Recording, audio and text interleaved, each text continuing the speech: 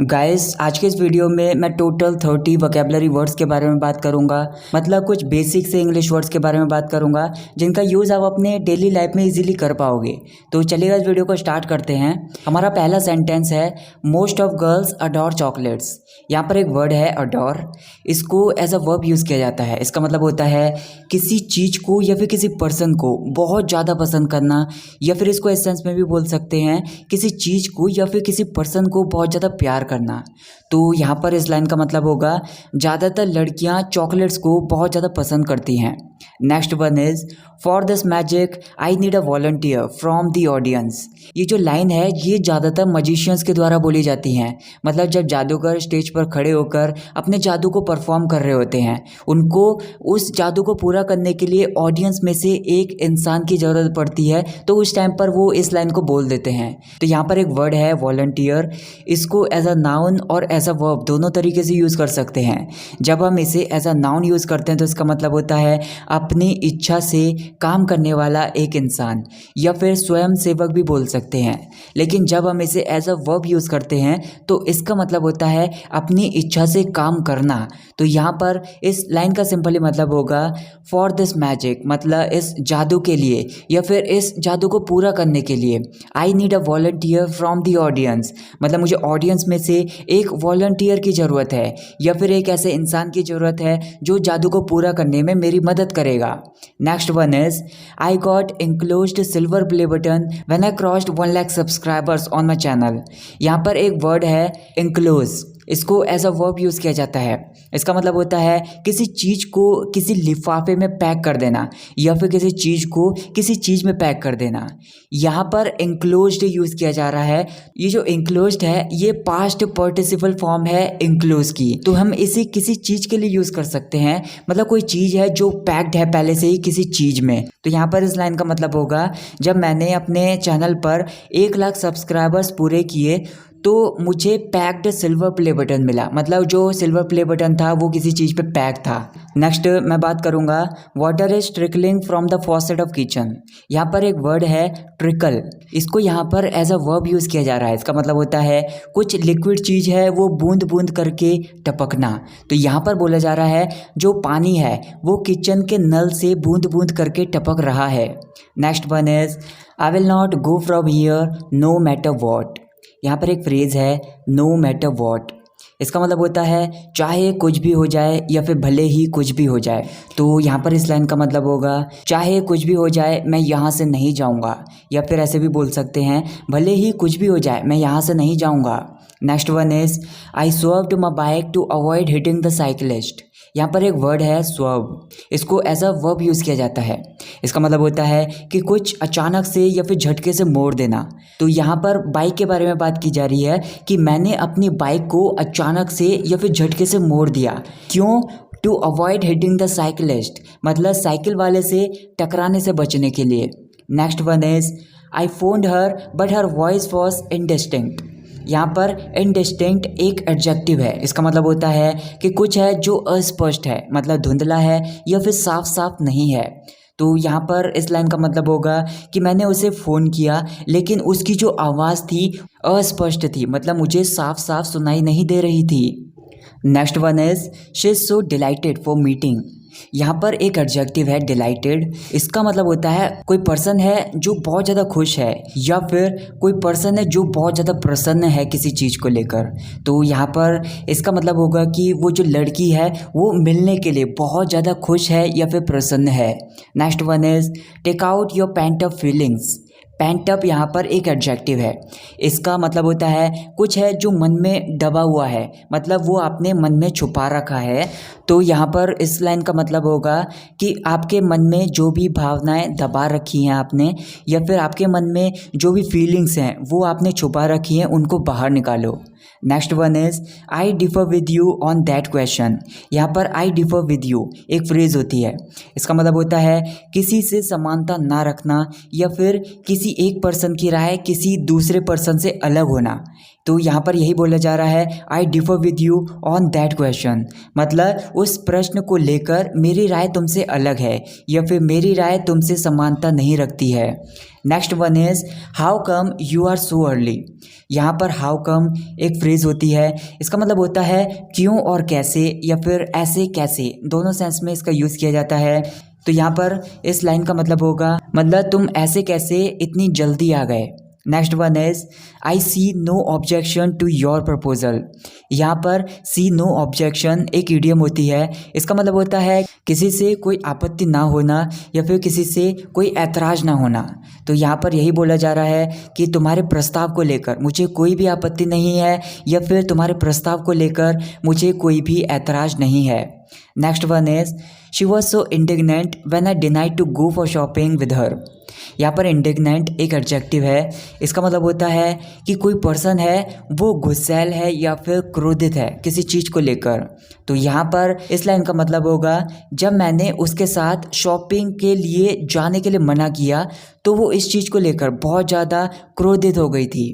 Next one is keep going on, result will surely be in your favour.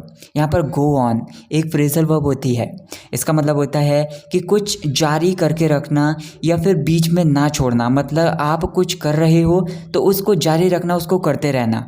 तो यहाँ पर इस line का मतलब होगा कि जो भी आप काम कर रहे हो या फिर पढ़ाई कर रहे हो या फिर कोई भी काम कर रहे हो तो उसको करते रहो, उसको जारी रखो, जो इसका परिणाम होगा वो पक्का तुम्हारे पक्ष में ही होगा। Next one is I am very modest person. Modest यहाँ पर एक एडजेक्टिव है, इसका मतलब होता है कि कोई पर्सन है वो विनम्र है या फिर शालीन है या फिर दिखावा रहित है, मतलब चीज़ों को लेकर दिखावा नहीं करता है। तो ऐसे पर्सन के लिए हम यूज़ कर सकते हैं इस वर्ड को। तो यहाँ पर इस लाइन का मतलब होगा कि मैं बहुत ज़्यादा मॉडेस्ट पर्सन हूँ, मतलब विनम्र हूँ और दिखावा रहित इंसान हूँ। Next one is I need a prompt help from you. यहाँ पर प्रॉम्प्ट एक वर्ड है, इसका मतलब होता है तुरंत या फिर शीघ्र या फिर बिना देरी वाला।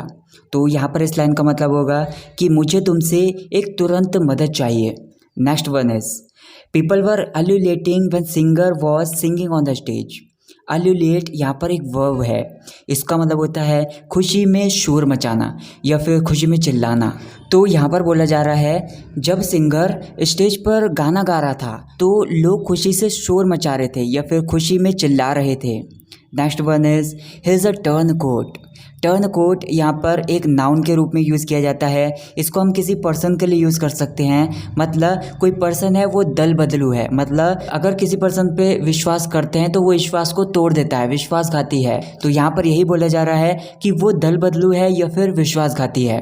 Next one is she is not filled with remorse whatever she did. यहाँ पर रिमॉर्स एक नाउन है, इसका मतलब होता है पश्चाताप, मतलब किसी चीज़ को लेकर पछतावा। तो यहाँ पर ये बोला जा रहा है उसने जो कुछ भी किया उसके लिए वो पछतावे से भरी हुई नहीं है, मतलब उसे पछतावा या फिर पश्चाताप महसूस ही नहीं हो रहा है। Next one is advocate asked accuser for questions. Accuser यहाँ पर एक नाउन है, इसको हम किसी पर्सन के लिए यूज़ कर सकते हैं, मतलब एक ऐसा पर्सन जो आरोप लगाने वाला है किसी पर, मतलब अगर किसी पर्सन ने किसी पर आरोप लगाया है तो वो अक्यूज़र हुआ। तो यहाँ पर इस लाइन का मतलब होगा जो एडवोकेट है, मतलब जो वकील है, उसने आरोप लगाने वाले इंसान से प्रश्न पूछे। Next one is I don't want to go there, for the more I don't have time so. For the more यहाँ पर एक कंजक्शन है, इसको हम इस सेंस में यूज़ कर सकते हैं, इसके अतिरिक्त या फिर और भी। तो यहाँ पर यही बोला जा रहा है मैं वहाँ नहीं जाना चाहता और साथ ही साथ या फिर इसके अतिरिक्त मेरे पास समय भी नहीं है। नेक्स्ट मैं बात करूँगा he is so delirious and he doesn't know where he is. यहाँ पर डिलीरियस एक एडजेक्टिव है, इसका मतलब होता है मतलब कोई पर्सन है वो बहुत ज़्यादा खुश है किसी चीज़ को लेकर या फिर खुशी में पागल है। तो यहाँ पर बोला जा रहा है कि वो नहीं जानता है, मतलब वो बहुत ज़्यादा खुश है और नहीं जानता है कि वो कहाँ पर है। Next one is she has really got a delicate heart.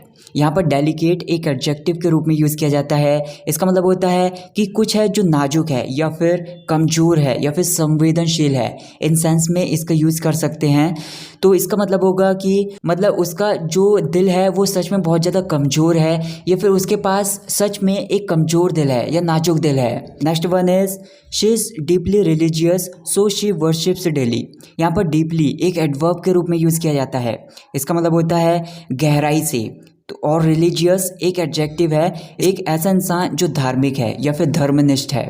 तो यहाँ पर इसका मतलब होगा कि वो गहराई से धर्मनिष्ठ है या फिर बहुत ज़्यादा धार्मिक है, इसीलिए वो रोज़ पूजा करती है।